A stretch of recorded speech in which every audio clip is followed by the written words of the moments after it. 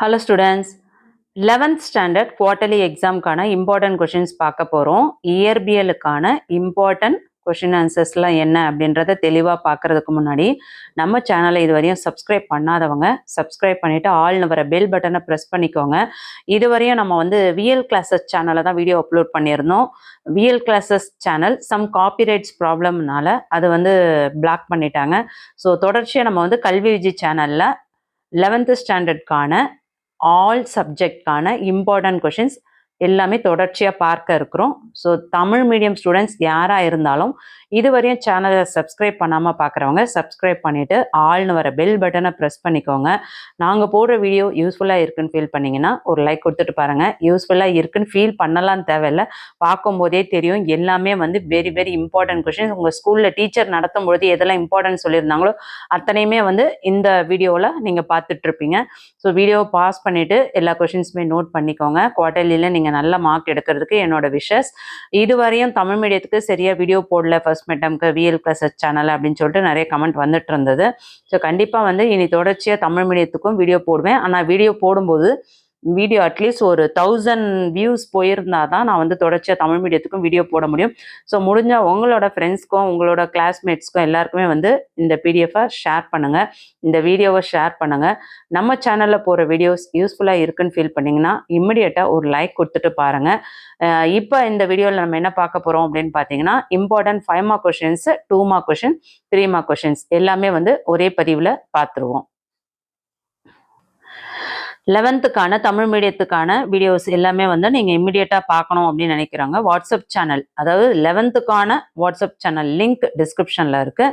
So நம்ம சேனலில் all ஸ்டாண்டர்டுக்கான important questions upload பண்ண இருக்கிறோம். ஸோ 11th வீடியோ மட்டும் இம்மிடியட்டாக பார்க்கணும்னு நினைக்கிறவங்க இம்மிடியட்டாக நீங்கள் வந்து வாட்ஸ்அப் சேனலை ஜாயின் பண்ணிக்கோங்க. லிங்க் டிஸ்கிரிப்ஷனில் இருக்குது. டெலிகிராம் லிங்க்கும் கொடுத்துருக்கேன். இந்த வீடியோ யூஸ்ஃபுல்லாக இருக்குன்னா ஒரு லைக் கொடுத்துட்டு உங்கள் ஃப்ரெண்ட்ஸ்க்கு ஷேர் பண்ண மறந்துடாதீங்க. திரும்ப திரும்ப உங்ககிட்ட சொல்லிட்டு இருக்கேன், லைக் கொடுங்க லைக் கொடுங்கன்னு. நீங்கள் கொடுக்குற லைக் தான் தமிழ் மீடியத்துக்கு என்னால் நிறைய வீடியோஸை போட முடியும், சரிங்களா? ஸோ 2 மார்க் கொஷின்ஸ் என்னன்னு பார்த்துருவோம். எஸ்ஐ அலகின் சிறப்பியல்புகள் யாவை? ஒரு வட்டத்தின் ஆரம் 3.12 மீட்டர் எனில் அதன் பரப்பை முக்கிய எண்ணூர்களில் கணக்கிடுக. இடப்பெயர்ச்சி மற்றும் கடந்த தொலைவை வரையறு. கிடைத்தள நெடுக்கம் என்றால் என்ன? கணத்தாக்கு விசை வரையறு, அதன் அலகு யாது? 2.5 கேஜ் மற்றும் 100 கேஜ் நிறையுடைய 2 பொருட்களின் மீதும் 5 எண் விசை செயல்படுகிறது.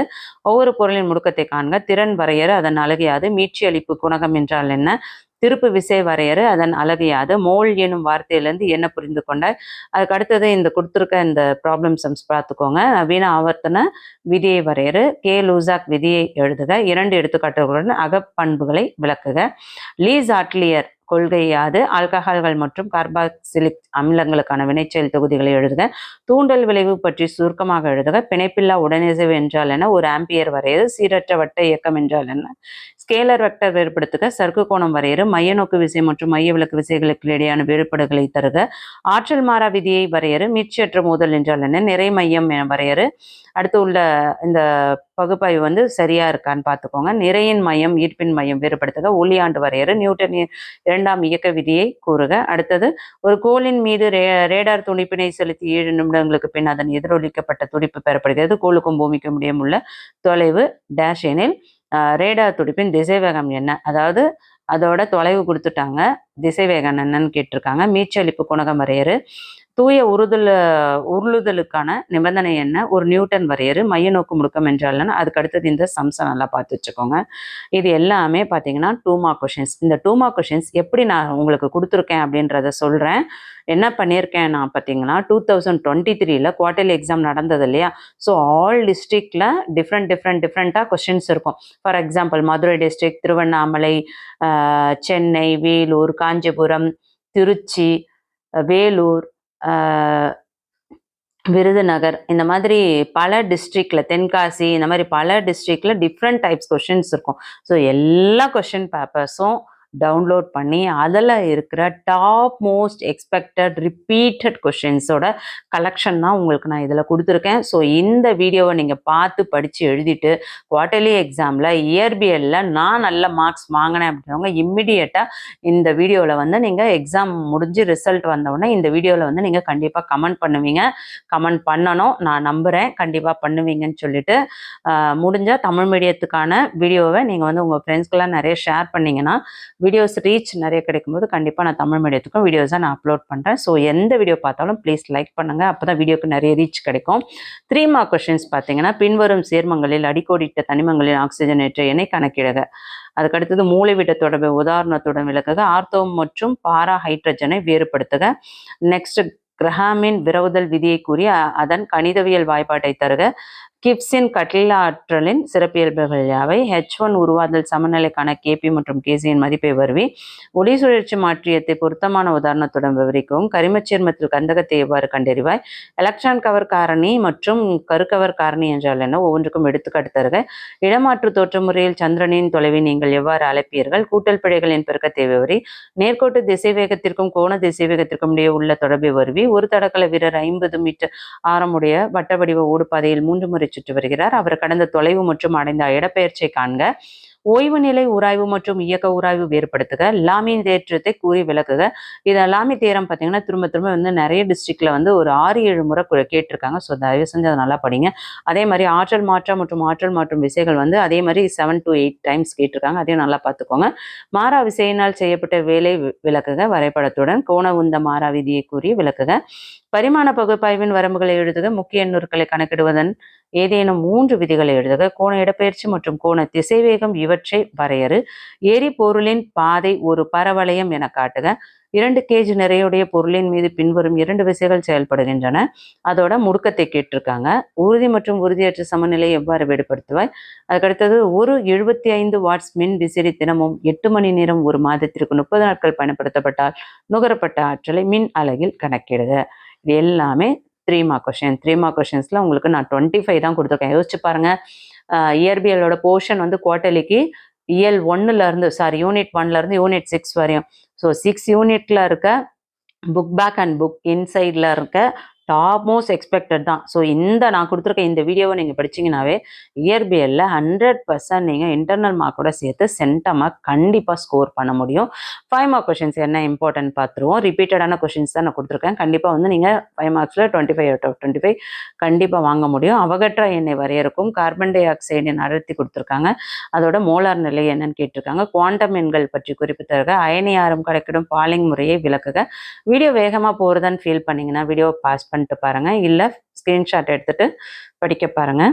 புக்கில் நோட் பண்ணிக்கோங்க. ஹைட்ரஜன் பெராக்சைடு ஆக்சிஜன் ஏற்றியாகவும் ஒடுக்கியாகவும் செயல்பட முடியும். இக்கூற்றை பொருத்தமான உதாரணத்துடன் உறுதிப்படுத்தவும். பரிமாணங்கள் முறையில் 76 சென்டிமீட்டர் பாதரச அழுத்தத்தை Nm-2 என்ற அலகிற்கு மாற்றுக. இணை அச்சு தேற்றத்தை கூறி நிரூபிக்க. வெக்டர் கூடுதலின் முக்கோண விதியினை விளக்குக. வேலை ஆற்றல் தத்துவத்தை கூறி விளக்குக.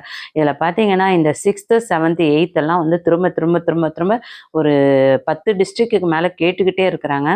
அடுத்தது சாய்தளம் ஒன்றில் உராய்வு கோணம் செருக்கு கோணத்திற்கு சமம் என காட்டுக. கிடைத்தளத்துடன் 0 கோணம் சாய்வாக எறியப்பட்ட பொருள் ஒன்றின் பெரும் உயரம் மற்றும் பறக்கும் நேரம் ஆகியவற்றுக்கான சமன்பாடுகளை பெறுக. ஒரு பொருளை நகர்த்த அப்பொருளை இழுப்பது சுலபமா அல்லது தள்ளுவது சுலபமா? தனித்த பொருளின் விசைப்படம் வரைந்து விளக்குக.